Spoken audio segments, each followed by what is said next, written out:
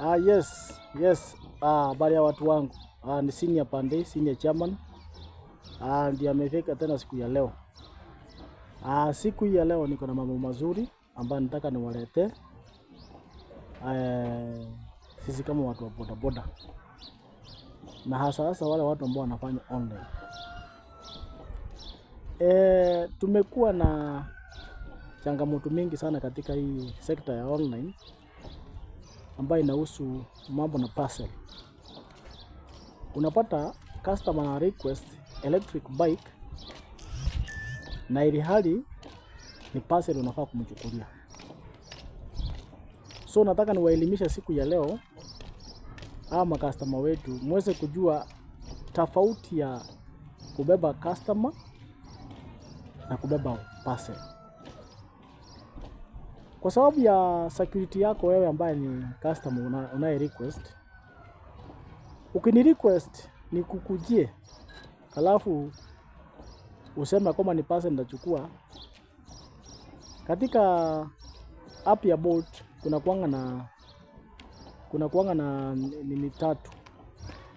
Kuna kuanga na ya kubeba rider, kuna kuanga na ya kubeba chakula, na pia kuna kuanga na ya kubeba parcel ambayo ni delivery.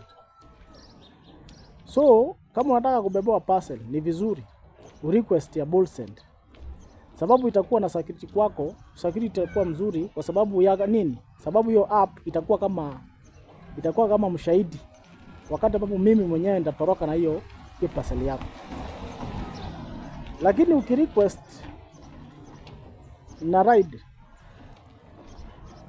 na ikuwe ya kwamba hiyo kitu ni ya dhamana, driver anaanza potea na hiyo parcel yako na hakuna mahali utampeleka.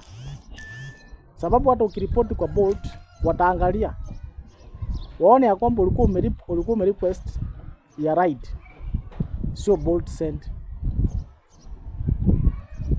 So hasara itakuwa ni kwako.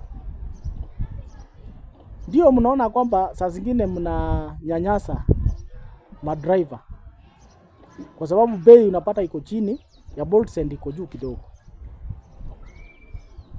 Lakini ni vizuri ufuate tu masharti venye Bolt inasema. Kama ni package, just request a Bolt Send. Kama ni ride, request ride for your own safety. Tafadhali. Ndio tufanye kazi kwa urahisi. Hakuna mahali utaambiwa ongeza pesa. Share hiyo video. Tafadhali.